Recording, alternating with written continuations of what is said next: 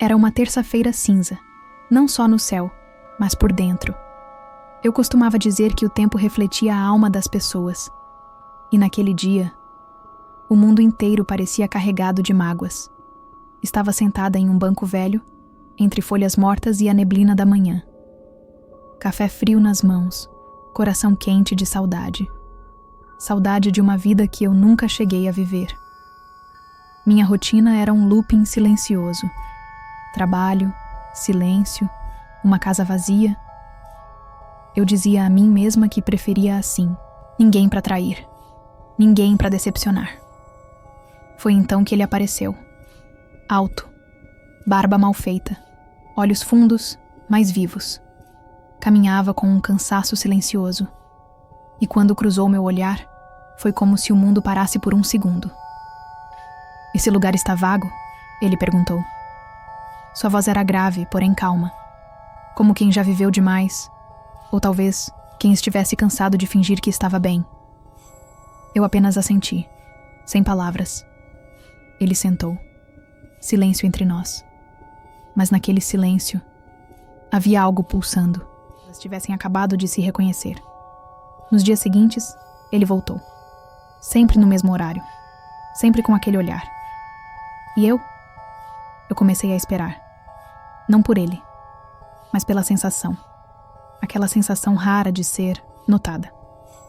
As conversas eram poucas, mas intensas.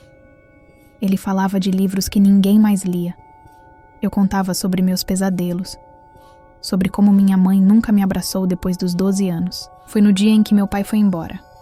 Ela entrou no quarto à noite, me olhou com os olhos vermelhos e disse: "Ele escolheu outra."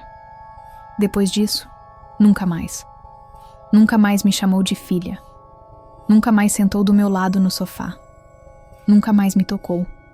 Eu era a lembrança presente dele na vida dela. Eu a fazia lembrar constantemente da traição dele, uma dor que ela nunca superou. E ela preferiu me esquecer a me perdoar por algo que eu nunca fiz. E eu carreguei aquela culpa, sem nem mesmo entender o que tinha feito de errado.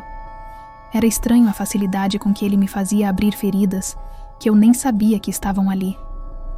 Uma tarde, ele olhou para mim e disse: "Você tem olhos de quem já desistiu, mas ainda está aqui." Eu ri, mas por dentro, chorei. Ele via em mim o que nem eu conseguia enxergar. Comecei a me apegar.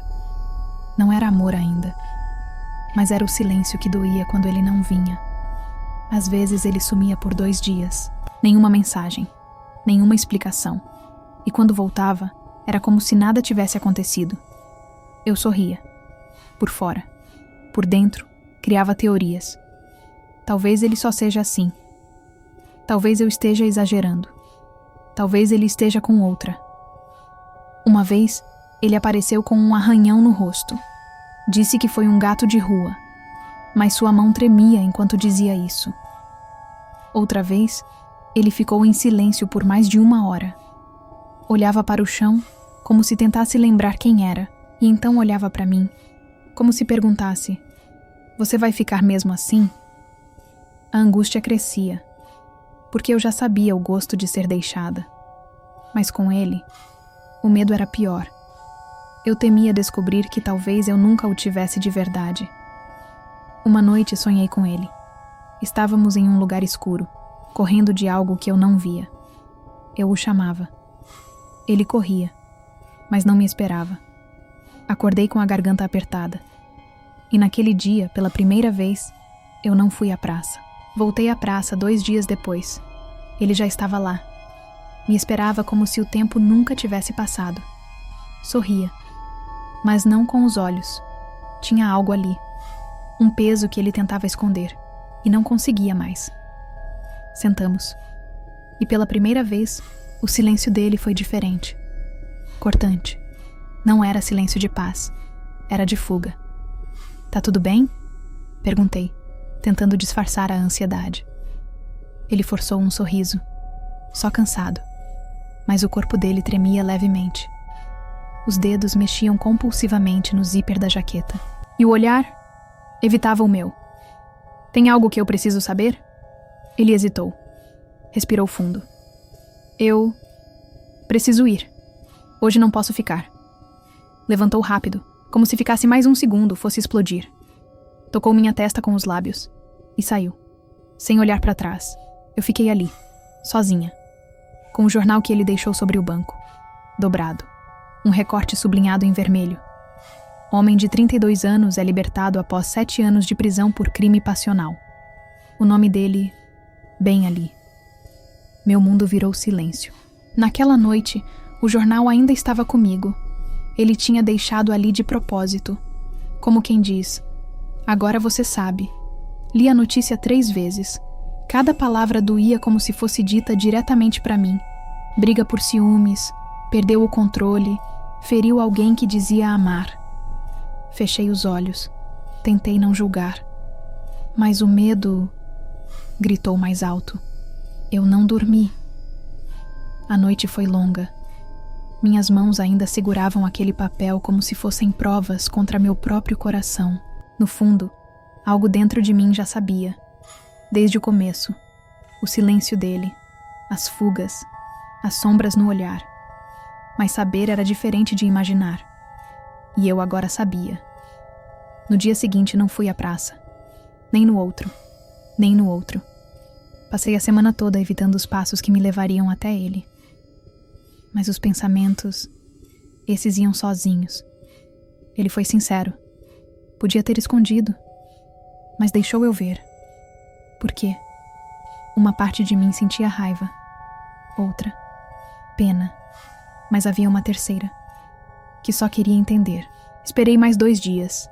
Nenhuma mensagem. Nenhuma explicação. Só o silêncio. O mesmo silêncio que ele sempre usou como escudo. Mas eu não era mais a mesma. Lembrei de um detalhe bobo. O nome da rua que ele comentou, uma vez, entre goles de café. Fica perto de um sobrado amarelo com janelas azuis. Joguei no mapa. Acertei na segunda tentativa. Me senti ridícula no início. Roupas amassadas, coração aos pedaços. Mas o medo de continuar no escuro era maior do que o medo de parecer louca. O portão rangeu quando empurrei. Uma senhora idosa apareceu na porta. "O Caio tá aí?" Perguntei, sem saber se queria mesmo que estivesse. Ela me olhou com pena. "Tá no quarto. Desde o dia que voltou da praça, não fala com ninguém." Subi as escadas como quem caminha sobre vidro. Porta entreaberta. Luz apagada. Ele estava sentado no chão, as mãos no rosto. A dor dele parecia gritar em silêncio. "Por quê?" Foi tudo o que consegui dizer. Ele levantou os olhos, assustado. "Você não devia estar aqui." Fiquei sem ar. "Eu não quero saber o que aconteceu. Eu quero saber quem você é agora." E ele desabou. Não em palavras, mas em lágrimas. Pela primeira vez, ele chorou na minha frente. E eu não fugi. Não dissemos muito depois disso.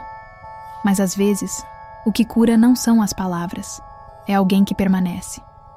E eu permaneci. Os dias seguintes foram silenciosos, mas diferentes. O silêncio já não era um abismo, era ponte. Acordávamos sem dizer muito, mas ele sempre passava café, do jeito que eu gostava. Um gesto pequeno, mas constante. Dividíamos silêncios como quem compartilha memórias. Às vezes ele cozinhava, às vezes eu. Uma dança sutil, quase doméstica. Mas a dúvida nunca foi embora. Eu queria saber se era real, ou apenas carência dividida por 2. Porque a dor dele falava com a minha. E juntos, fazíamos menos barulho por dentro. Mas seria isso amor ou apenas alívio? Numa tarde, a chuva caiu forte. A energia acabou. Ficamos no escuro, rindo do nada. "Se eu tivesse te conhecido antes, teria sido diferente", ele disse. Eu quis perguntar, antes do quê? Mas fiquei em silêncio. E naquele silêncio, ele me olhou, como se pedisse desculpa por algo que ainda não tinha feito. "Você acha que eu mereço ser feliz?" Ele perguntou. E eu não soube responder. Porque no fundo, eu me fazia a mesma pergunta. Eu nunca tive ninguém que ficasse, ele disse. E eu pensei, talvez eu não fique também. No dia seguinte a cama estava fria e o café já não tinha gosto de casa. Naquela noite, adormecemos em lados opostos da cama. Não por falta de carinho, mas por excesso de silêncio. O quarto parecia pequeno demais para o que não foi dito, e grande demais para tudo o que sentimos e fingimos controlar. Eu virei para o lado e fingi dormir. Ele respirava fundo. Não roncava, só suspirava. Me perguntei se ele ainda carregava aquilo com ele todos os dias. A dor, a vergonha, o medo de me perder sem nunca ter me tido de verdade. Me perguntei se eu mesma não estava fugindo de acreditar, de confiar, de amar alguém que o mundo disse para eu não amar. De manhã ele me trouxe café, sem palavras, mas os olhos diziam: obrigado por ficar. E eu apenas sorri, como quem segura um tremor no peito, como quem sabe que algo ainda precisa ser dito. Mas ainda não é hora.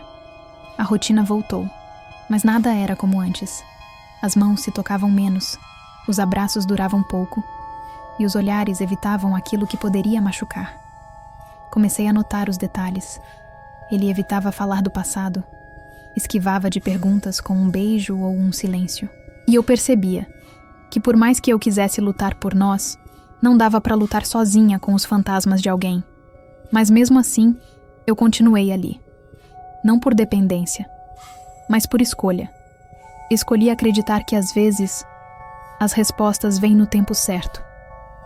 E que talvez o tempo certo estivesse chegando. Era uma manhã comum. Café na mesa, céu limpo, silêncio entre nós. Mas havia algo diferente no ar. Como se aquele silêncio estivesse prenhe de palavras que finalmente decidiram nascer. Ele se aproximou devagar, segurando um envelope amassado nas mãos.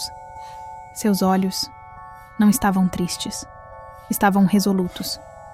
Pela primeira vez, não havia culpa, só a necessidade de ser ouvido. Eu preciso te mostrar uma coisa, disse, com a voz firme, mas embargada.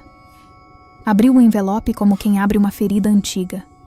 De dentro, tirou papéis envelhecidos, dobrados muitas vezes, colocou-os sobre a mesa. Era um recorte de jornal, e junto, uma carta oficial, com selo do Estado. Li em silêncio. A matéria narrava o crime, mas no fim, havia um adendo. A sentença foi anulada por falta de provas concretas. O acusado foi inocentado. Por que você não me contou antes? Minha voz saiu quase num sussurro, porque eu não acreditava que merecia a tua compaixão, nem o teu amor. E agora, eu só queria que você soubesse a verdade. Não para mudar o que sente, mas para aliviar o que pesa em mim. Fiquei ali, olhando para ele. Não havia mais dor nos olhos dele. Havia liberdade. Você era inocente esse tempo todo? Sim. Mas carregar a culpa era mais fácil do que carregar o abandono. Me levantei devagar, com o coração ainda bagunçado. Eu não posso apagar o que passou, mas posso escolher o que a gente faz com o agora. Ele se levantou também, os olhos marejados, mas dessa vez não havia vergonha neles. E o que você escolhe? Respirei fundo e sorri com o que restava da minha coragem. Eu escolho recomeçar, com a verdade, e nos abraçamos, não como dois que se completam, mas como dois que finalmente se reconhecem. Recomeçar não foi fácil. Não havia trilha pronta, só passos incertos no escuro. Mas o amor? Às vezes, ele não chega com fogos. Às vezes, ele apenas fica. E isso é o bastante. Trocamos os medos por presença, as feridas por escuta, o silêncio por pequenos gestos. Ele começou a escrever de novo, não sobre o passado, mas sobre tudo o que queria construir. E eu parei de fugir, porque descobri que amor não é onde a dor termina, é onde a coragem começa. Aquela velha casa amarela de portas azuis virou refúgio, virou lar. Aos poucos colocamos quadros nas paredes e sorrisos nos dias. Não foi perfeito, mas foi nosso. E isso sempre foi mais do que eu sonhei. Porque no fim, não se trata de encontrar alguém que te salve, mas alguém que permaneça, enquanto você aprende a se salvar. E ele ficou. E eu também. Dessa vez, por escolha.